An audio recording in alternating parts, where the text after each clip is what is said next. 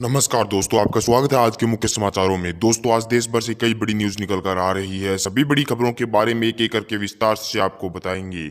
उससे पहले दोस्तों, अगर आप भी देश में निष्पक्ष पत्रकारिता का समर्थन करते हैं तो हमारी इस वीडियो को लाइक कर दें। साथ ही हमारे चैनल को सब्सक्राइब करके बेल आइकन को जरूर दबा दें, जिससे देश में निष्पक्ष पत्रकारिता करने वाले पत्रकारों का मनोबल बढ़े तथा वे ज़्यादा से ज़्यादा निष्पक्ष पत्रकारिता कर सके और साथ ही आम गरीब जनता की आवाज़ उठा सके।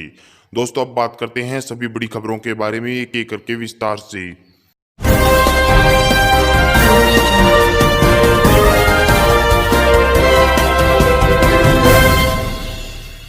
चीन मुद्दे को लेकर रक्षा विशेषज्ञों ने मोदी सरकार की खोली पोल।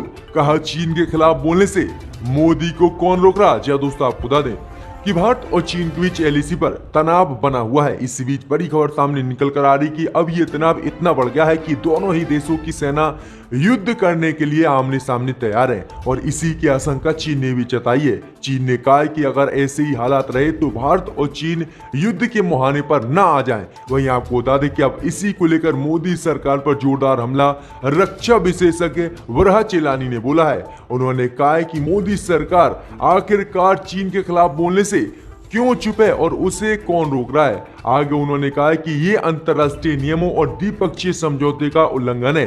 मोदी सरकार को चीन की घुसपैठ को लेकर पूरे देश की जनता को बताना चाहिए और जनता को विश्वास में लेकर मोदी सरकार चीन के खिलाफ कोई बड़ा कदम उठाए। लेकिन मोदी सरकार आखिरकार क्यों चीन के मुद्दे पर चुप है और चीन पर बोलने से मोदी सरकार पीछे क्यों उठ रहे हैं। तो डिफेंस एक्सपर्ट ने बड़े सवाल उठाए और मोदी सरकार पर जोरदार निशाना साधा है, जिसके बाद मोदी की पोल खुलती हुई दिख रही है।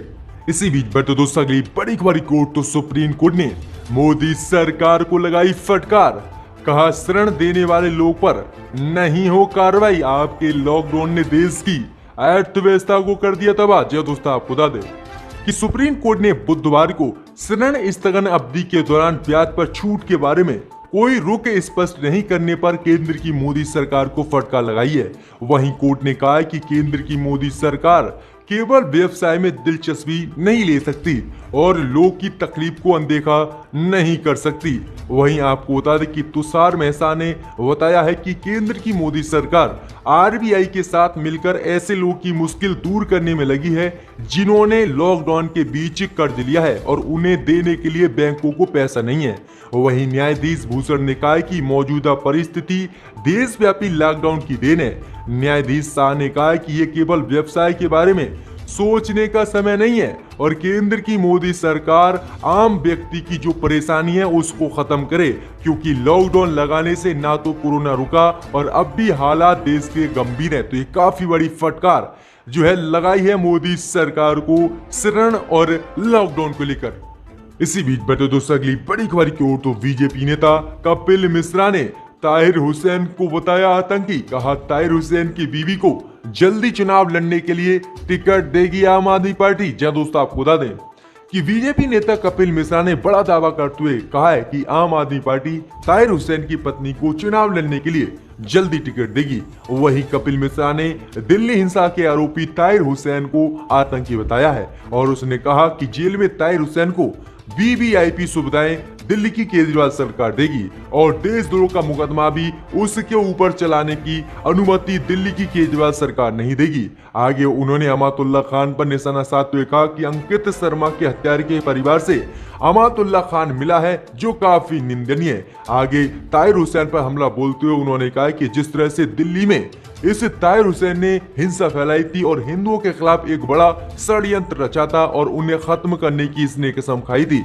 अब ये दिल्ली दंगों का मुख्य आरोपी है और इसे कोर्ट ने दंगों के पीछे बड़ा साजिश करता बताया था और अब जेल में सड़ रहा है। लेकिन इसकी पत्नी को अब भी आम आदमी पार्टी टिकट देगी। तो ये जोरदार हमला जो है आम आदमी पार्टी पर बोला है कपिल मिश्रा ने।